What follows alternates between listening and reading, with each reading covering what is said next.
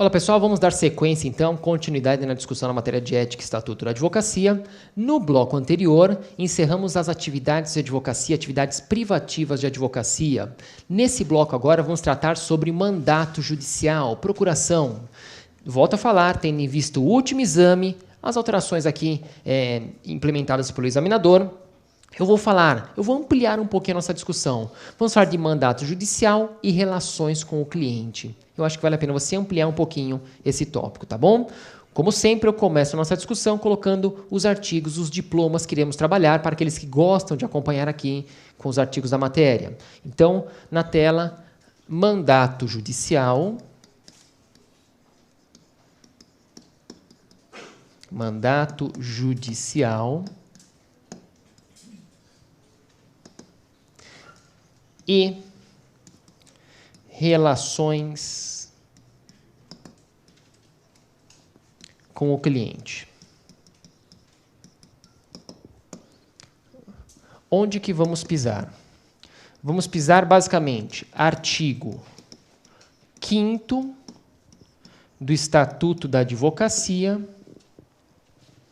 E eu também vou passear no novo Código de Ética, artigo 9º ao 26. Artigo 9º ao 26 do novo Código de Ética e Disciplina da OAB. Artigo 9º ao 26 do Código de Ética. Mandato judicial e relações com o cliente. Ok. Quando falamos aqui em mandato judicial, você lembra de quê? O que vem na cabeça? Estamos falando da procuração. Estamos falando aqui da procuração. Sim. A procuração é um instrumento do mandato. A procuração, que você conhece, isso você não tem nem que anotar. O que é a procuração? A procuração é aquele documento que o cliente assina, onde ele vai conferir poderes para você, advogado, representá-lo em juízo ou fora. Então, a procuração é o documento que o cliente assina, onde ele outorga, ele confere poderes a você, advogado, para representá-lo em juízo ou fora. Isso que é a procuração. Todo mundo sabe, você vai atuar em nome de uma terceira pessoa. Para que você atue em nome de uma terceira pessoa, você precisa estar munido de uma procuração. Não tem nem o que discutir. Como que essa questão começa a aparecer em prova? Bom, quanto tempo o advogado tem... Em quantos dias o advogado pode apresentar a procuração? O advogado pode apresentar a procuração em até 15 dias. Vamos lá. Então, temos 15 dias para apresentar a procuração. O advogado tem 15 dias para apresentar a procuração.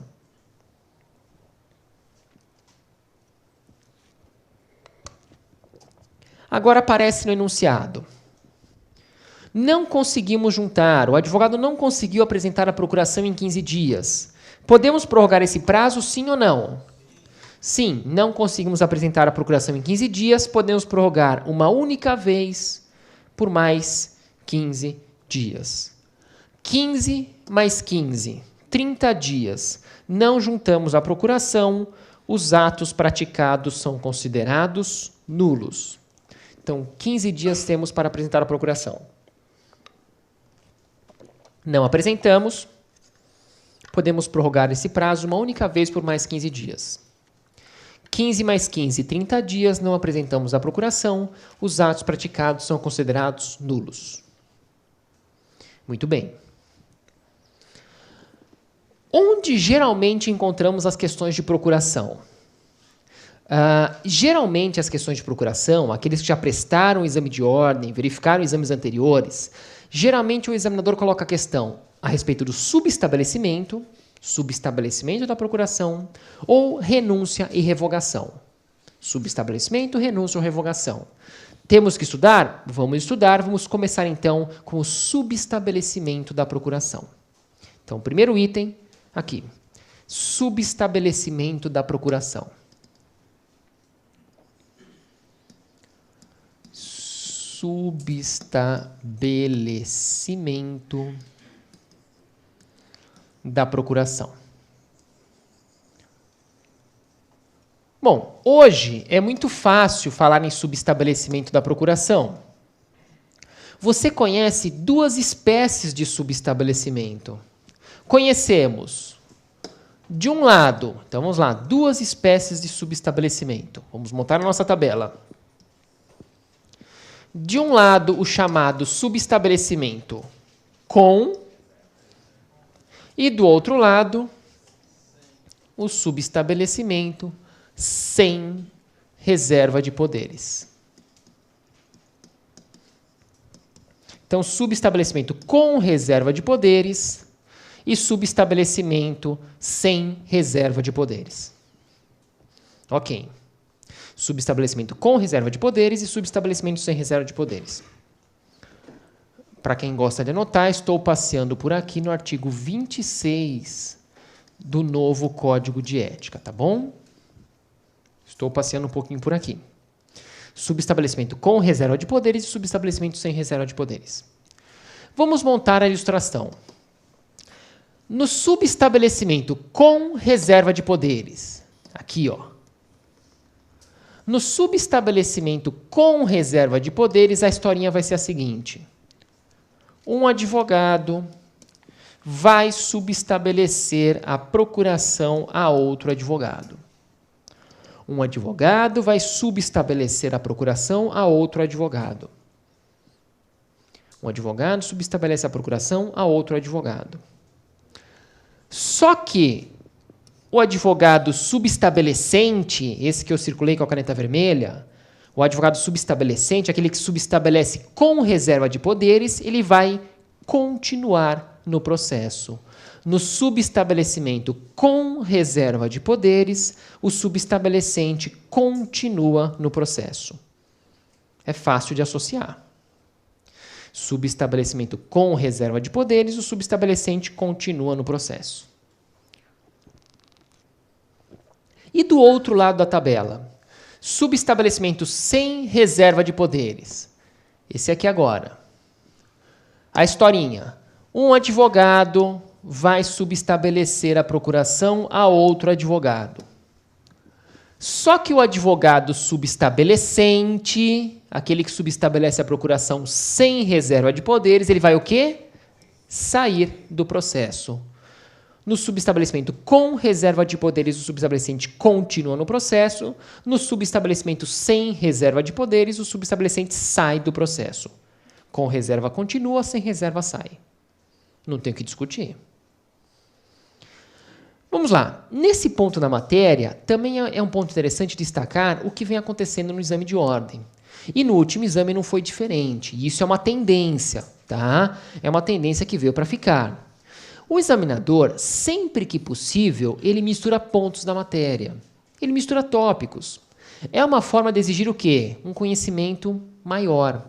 Tá? Então, ele tenta, dentro de uma questão, colocar, às vezes, 2, 3 tópicos para exigir aqui um conhecimento mais amplo do candidato. O ponto mais interessante de destacar dentro de uma questão de procuração, dentro de uma questão de subestabelecimento, honorários. Não tem dúvida. Colocar aqui informações de procuração, subestabelecimento e misturar com honorários. Olha na tela, relembra comigo.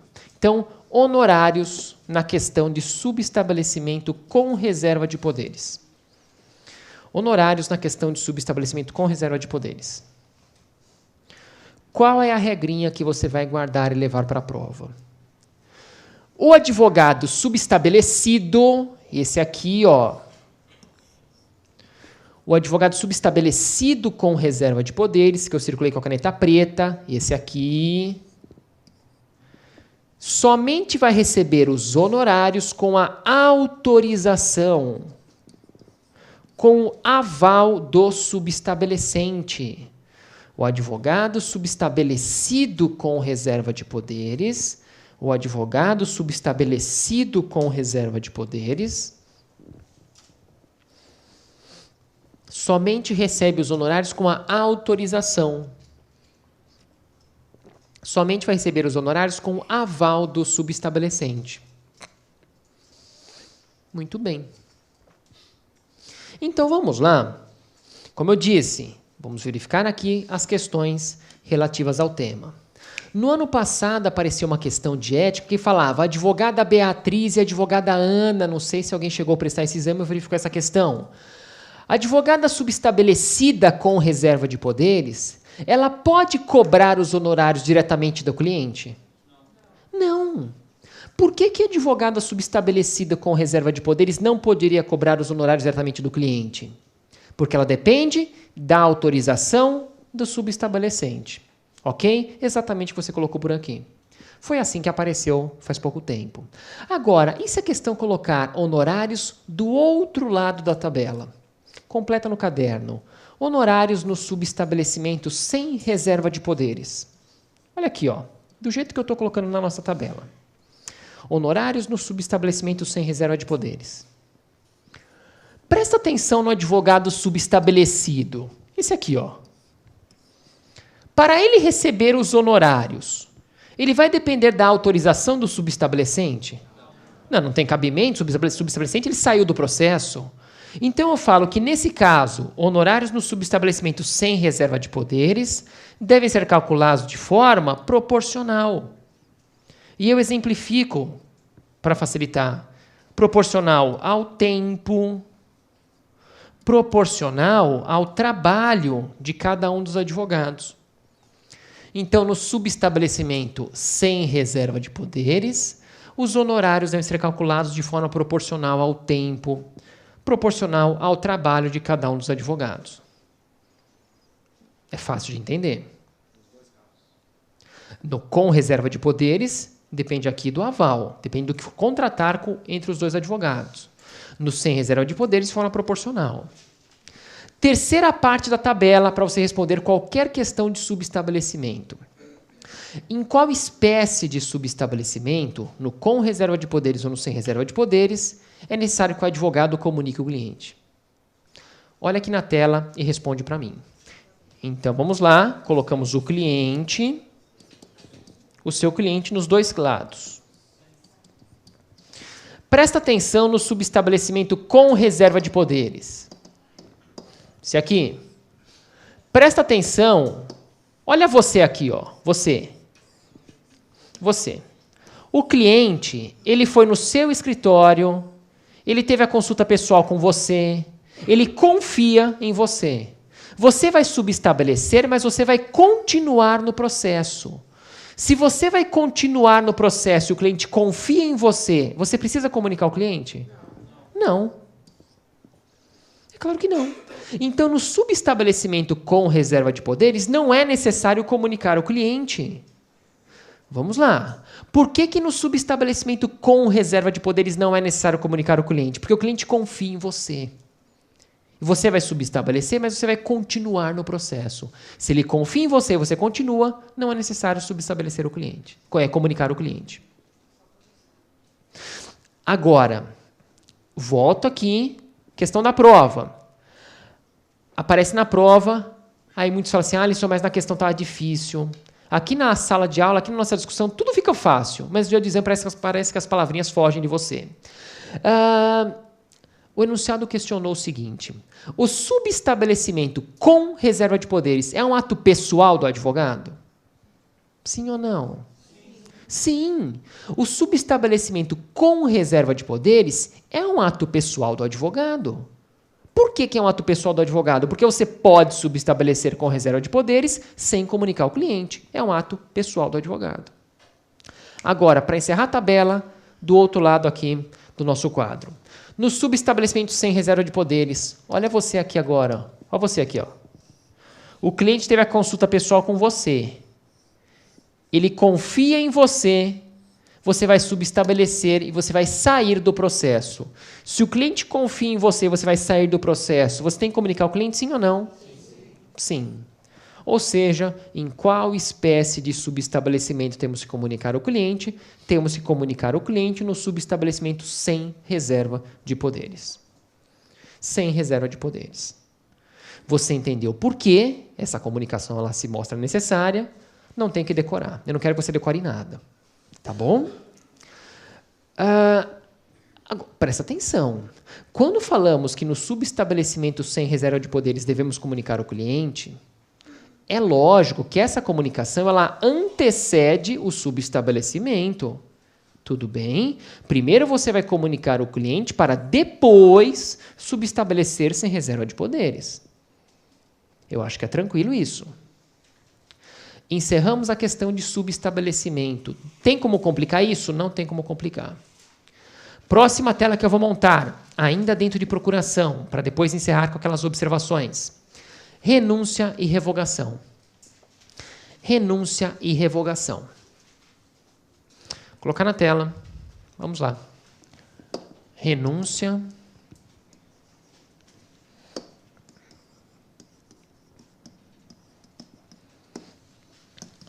e revogação da procuração.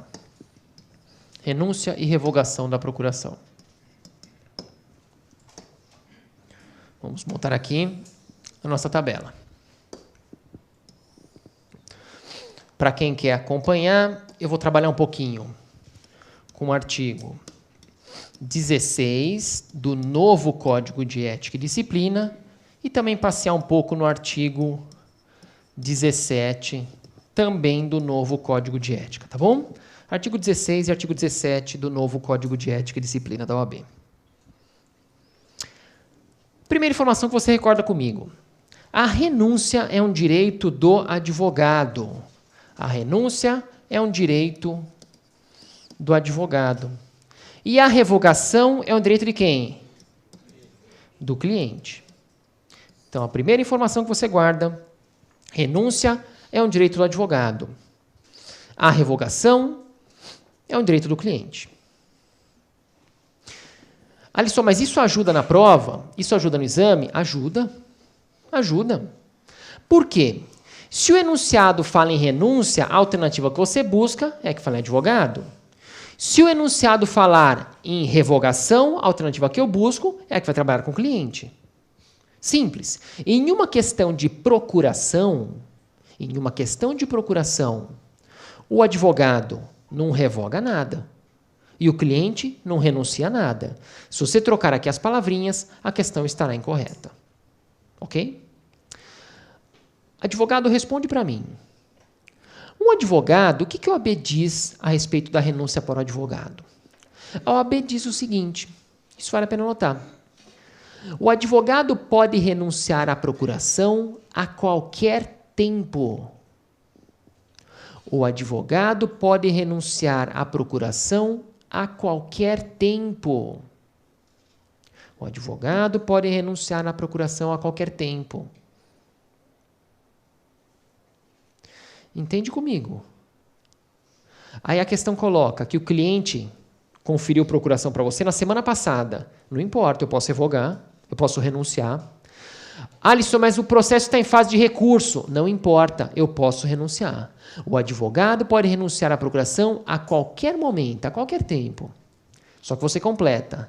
Desde que deixe o cliente ciente de forma inequívoca. O advogado pode renunciar à procuração a qualquer tempo, a qualquer momento, desde que deixe o cliente ciente de forma inequívoca. Desde que deixe o cliente ciente de forma inequívoca. O seu objetivo é o exame de ordem? Vamos pegar aqui a linha da GV. Lê o que você colocou. O advogado pode renunciar à procuração a qualquer momento, desde que deixe o cliente ciente de forma inequívoca, puxe uma flecha. Preferencialmente,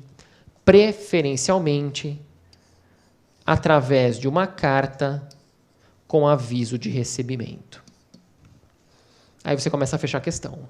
O advogado pode renunciar à procuração a qualquer momento, desde que deixe o cliente ciente de forma inequívoca, preferencialmente, através de uma carta com aviso de recebimento. Uma carta com AR. Carta com aviso de recepção. O que eu acho que vale a pena você grifar?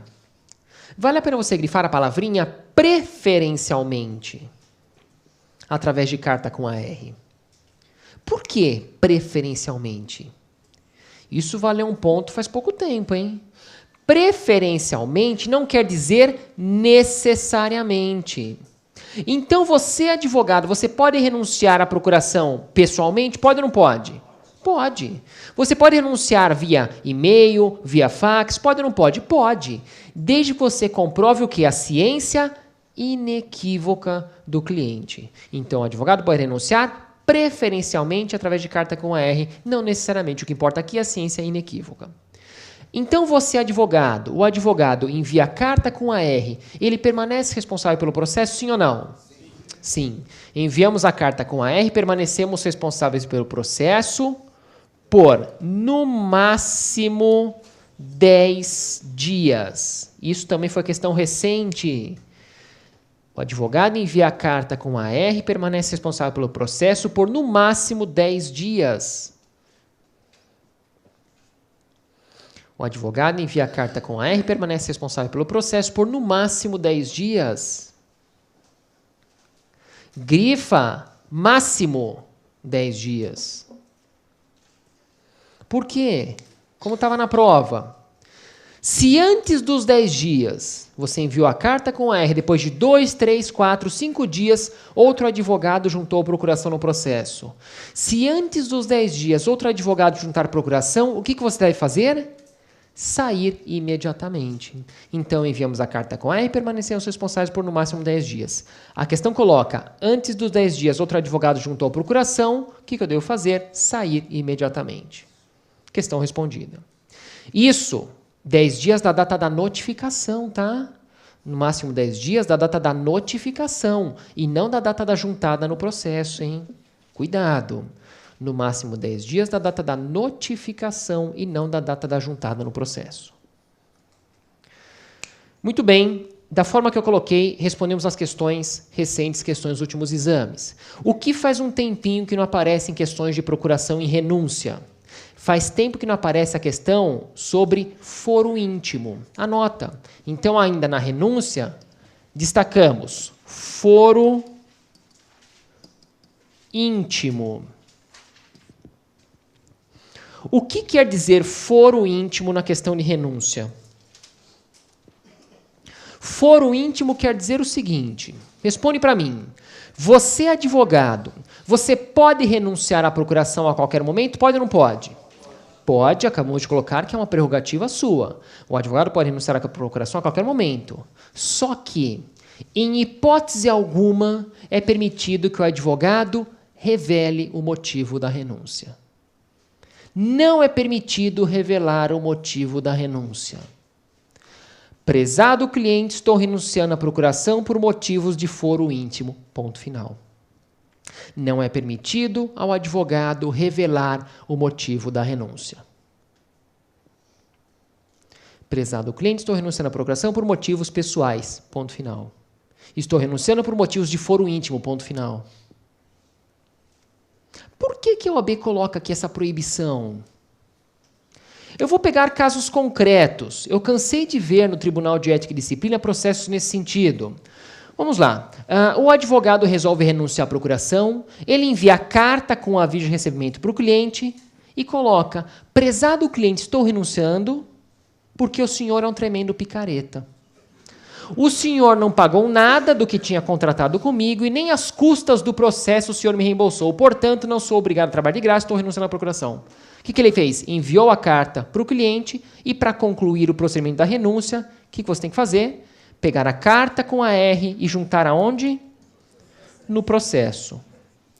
Aí, o que o advogado fez? Juntou no processo uma carta dessa. Prezado cliente, estou renunciando porque o senhor é um tremendo picareta. Ele pode fazer isso? É claro que não. Não é permitido revelar o motivo da renúncia. Alisson, mas ele não me pagou. Tudo bem, advogado, você tem caminhos adequados para receber os seus honorários. Temos caminhos adequados para receber os nossos honorários. O contrato de honorários é um título executivo extrajudicial. Então, guarda, esse é o procedimento da renúncia que você colocou no seu caderno, tá bom? Preferencialmente com carta com aviso de recebimento, não é permitido revelar o motivo da renúncia e, para concluir, você junta no processo a carta com a R. Para que seu nome saia do processo, para que você deixe de receber publicações, intimações. Dá para complicar alguma questão de renúncia? Não dá para complicar. O que faz tempo que não cai, essa observação final que eu coloquei, que está em destaque aqui na nossa tela, tá bom? Foro íntimo, isso faz um tempinho que não cai. Revogação. Revogação. Oi, pois não. Professor, se, por exemplo, no caso, você é preso, você já pagou o advogado, e você começa a se entender com o advogado, e você entra em conflito com ele, ele renuncia, ele devolve o dinheiro? Vamos lá. Mas o colega perguntou o seguinte, mas e se, por exemplo, eu contratei o advogado, já paguei o advogado e ele renuncia, ele tem que me devolver o dinheiro? Na verdade, temos que verificar o que foi estipulado no contrato. O que foi estipulado no contrato. Tudo bem? Porque ele trabalhou até determinado momento? Trabalhou. Então, ele tem algum valor a receber? Tem algum valor a receber. Tá? Isso, logicamente, vai ser analisado no caso concreto, mas temos que observar aqui, principalmente, o que está disposto no contrato de prestação de serviço. Quanto mais detalhado for o contrato de honorários, melhor vai ser, tanto para o advogado como para o cliente. Não tem dúvida. A revogação. Enquanto a renúncia é um direito do advogado, é uma prerrogativa do advogado, a revogação é um direito de quem? Do cliente. O cliente pode revogar a procuração? Pode, a qualquer momento. Da mesma forma que você, advogado, não é obrigado a atuar para aquele sujeito a vida inteira, ele não é obrigado a ter você como advogado durante o processo todo. Agora, olha na tela como muda aqui a nossa questão. Então, revogação. Vamos colocar a ilustração. Você, advogado, atuou até aqui. Você, ó. Então, você, advogado, atuou até aqui. Certo dia, o cliente resolve revogar a procuração. Ele comparece no seu escritório e fala assim, doutor, eu não quero mais que o senhor seja meu advogado, estou revogando a procuração. Ele pode fazer isso. Acabamos de colocar que é permitido, sim. Agora, o que você precisaria aqui alertar o cliente? Você alerta, olha, prezado cliente, você pretende revogar a procuração? Você pode. Eu não posso te proibir. Só que fique sabendo que, ao contrário da renúncia, onde você permanece responsável por até 10 dias, na revogação, a partir do dia seguinte, você não responde mais pelo processo. Então, prezado cliente, você pretende revogar a procuração? Você pode. Só que fique sabendo que a partir de amanhã, eu não respondo mais pelo processo. A partir de amanhã, eu não respondo mais pela ação. Tudo bem? Se mesmo assim o cliente resolve revogar, na prática, é porque ele já tem pré-contratado o quê? Um outro advogado, né? Ele já tem aqui pré-contratado um outro advogado, não tem dúvida, que disse para ele o seguinte, olha, você já tem advogado constituído. Eu não posso entrar na ação, a não ser que ele renuncie à procuração, o seu advogado, que você revogue a procuração, ou que o seu advogado subestabeleça o quê? Sem reserva de poderes. Você tem advogado constituído. Para eu entrar na ação, ou ele vai subestabelecer para mim a procuração sem reserva de poderes, ou ele vai renunciar, ou você vai revogar a procuração. Tranquilo? Esse seria aqui o procedimento da revogação. Eu acho que é muito mais fácil. Bom, o que eu vou colocar, eu acho que é um tanto quanto óbvio, mas se aparece na prova, eu tenho que destacar. A revogação do cliente não retira do advogado a revogação do cliente não retira do advogado o direito de receber seus honorários. A revogação do cliente não retira do advogado o direito quanto ao recebimento de seus honorários.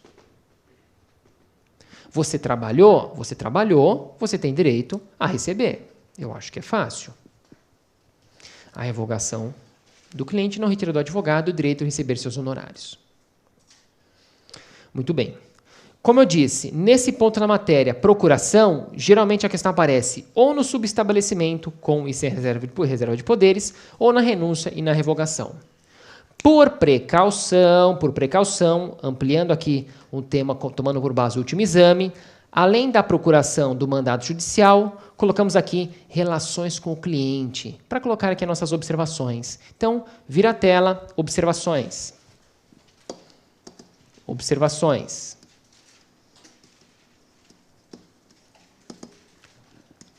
relações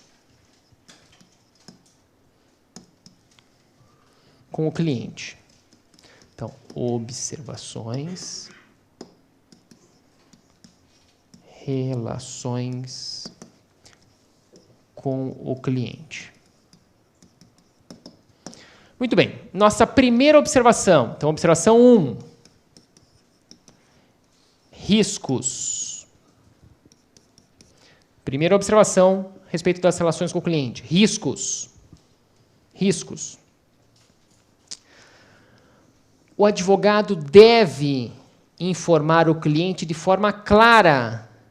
O advogado deve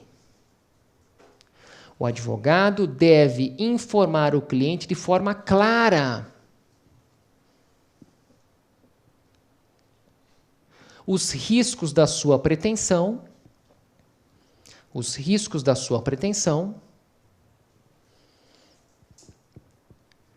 e as consequências que podem advir da ação.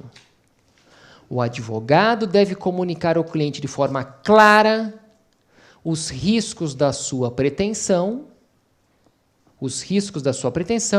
e as consequências que podem advir da ação. Essa é a nossa primeira observação. Por que a OAB fez questão de incluir essa informação no novo Código de Ética? Para quem quer fundamentar, eu estou trabalhando aqui com o artigo 9º, tá bom? Artigo 9º do Código de Ética e Disciplina da OAB.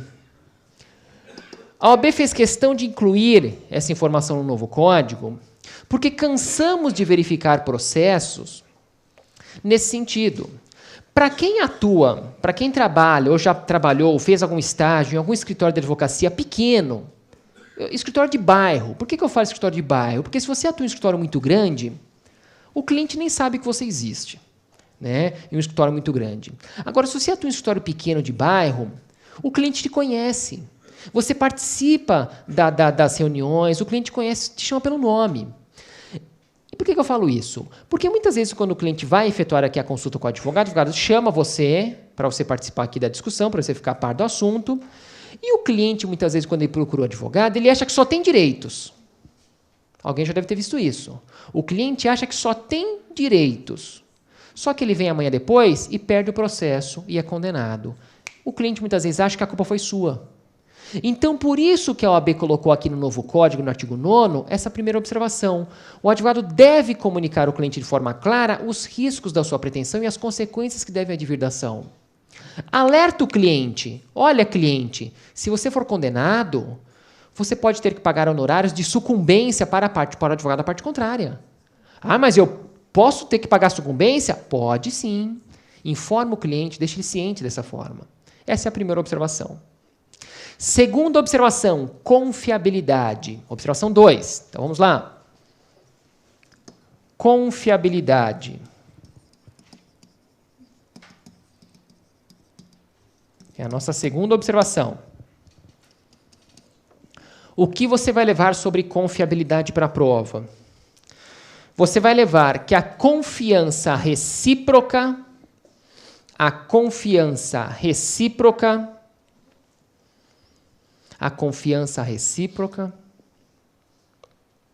é condição para o exercício da nossa atividade.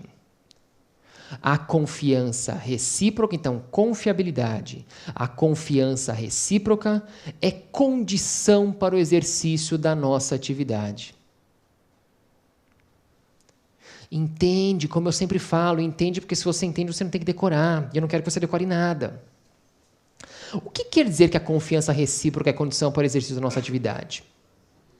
Isso quer dizer que o advogado deve confiar no seu cliente e o cliente deve confiar no seu advogado. O advogado deve confiar no cliente e o cliente deve confiar no advogado. Muito bem.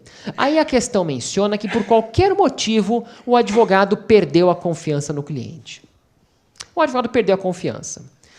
O que o advogado deve fazer nesse caso? Se o advogado perder a confiança, antes de mais nada, ele tem o quê? Que chamar o cliente, comunicar ao cliente, falar assim, cliente, vem cá, tenta conversar, esclarecer eventual aqui desentendimento. Então, artigo 10 do novo Código de Ética. O advogado deve chamar o cliente para conversar, tentar esclarecer eventual aqui desentendimento. Agora, eu tentei resolver a questão, não obtive sucesso, aí sim, você já tem a resposta no caderno. Diante da perda da confiança, o advogado deve fazer o quê? Renunciar à procuração ou subestabelecer sem reserva de poderes. Então, perdemos a confiança, não conseguimos recuperar, restabelecer a confiança, devemos renunciar à procuração ou subestabelecer sem reserva de poderes. Terceira observação, prestação de contas. Prestação de contas. Prestação de contas, terceira observação. A conclusão ou a desistência da causa, a conclusão ou a desistência da causa, a conclusão ou a desistência da causa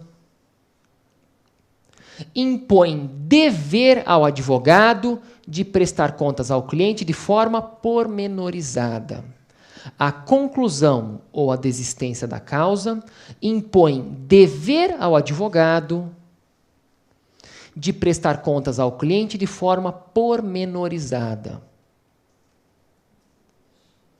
Impõe dever ao advogado de prestar contas ao cliente de forma pormenorizada. Muito bem. Agora, como eu falo, você é um advogado. Somente na conclusão da causa ou na desistência que o advogado tem aqui o dever de prestar contas ao cliente? Não. O advogado deve prestar contas ao cliente sempre que for solicitado.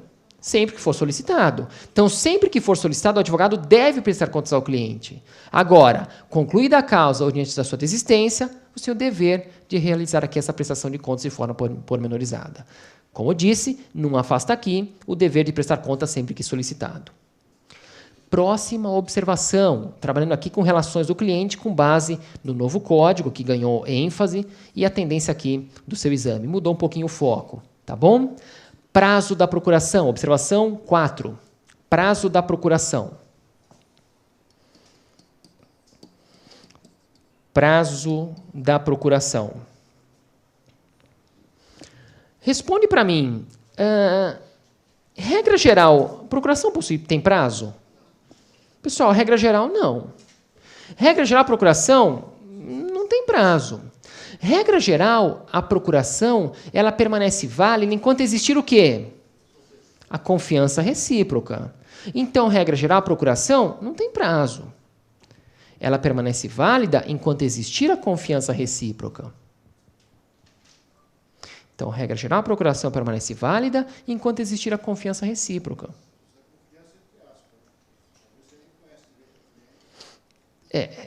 Pressupõe que você conheça o cliente, tá? Até porque a pessoalidade também é característica aqui da advocacia, né? Aquela consulta pessoal. Permanece válida enquanto existir a confiança recíproca. Agora, quando eu falo aqui regra geral, mais uma vez, você é um advogado. Você pode estabelecer um prazo na procuração? Pode ou não pode? É claro que pode. Você, advogado, pode estabelecer um prazo na procuração, sem problema nenhum. Não estabelecemos um prazo, ela permanece válida, enquanto existir aqui a confiança recíproca. O que extingue aqui a procuração? A conclusão. A conclusão do processo, a conclusão da causa ou arquivamento do processo extingue a procuração. Então, a conclusão da causa ou arquivamento do processo extingue a procuração. Extingue a procuração. Muito bem, seguindo aqui as relações do cliente, nossa próxima observação, observação 5. Processo já com advogado constituído. Então, próxima observação. Processo já com advogado constituído. Artigo 14 do Código de Ética e Disciplina. Processo já com advogado constituído. Processo já com advogado. Observação número 5, né? Processo já com advogado constituído. Responde para mim. Podemos juntar procuração em processo que já tem advogado constituído, sim ou não? Cuidado com o sim ou com o não seco, né? Aliás, quem prestou o último exame, a questão estava lá, não estava? Estava, não pegou ninguém de surpresa essa questão na prova, estava lá. O que você vai levar para a prova? Artigo 14 do novo Código de Ética. Levamos. É permitido ao advogado. É permitido ao advogado.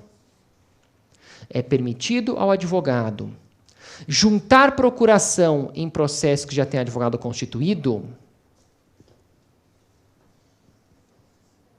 É permitido ao advogado juntar procuração em processo que já tem advogado constituído, desde que esteja diante de motivo relevante.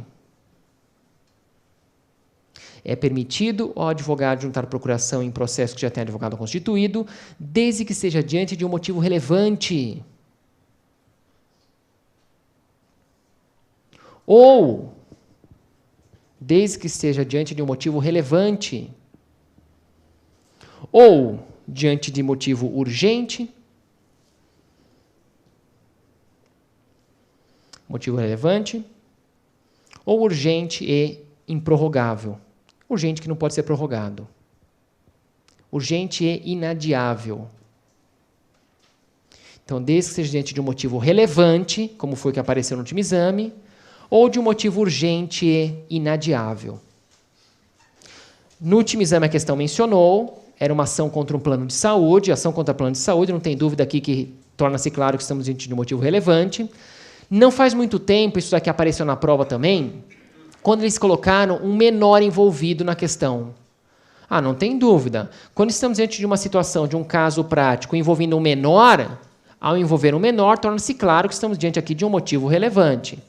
E nessa questão envolvendo um menor, o advogado que conduziu o processo estava viajando. Motivo urgente relevante, não tem dúvida, eu posso aceitar a procuração de processo que já tem advogado constituído.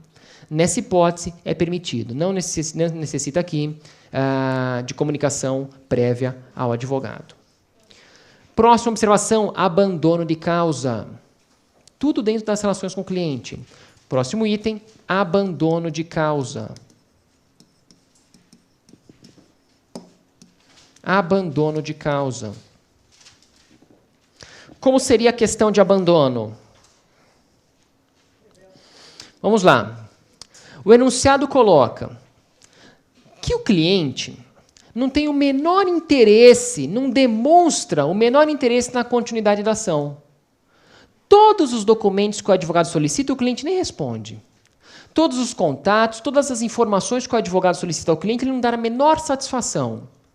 Aí a questão coloca, diante do desinteresse do cliente, o advogado pode simplesmente abandonar a causa? É claro que não. Diante do desinteresse do cliente na continuidade da ação, o advogado deve fazer o quê? Renunciar à procuração ou subestabelecer sem reserva de poderes. Diante do desinteresse do cliente na continuidade da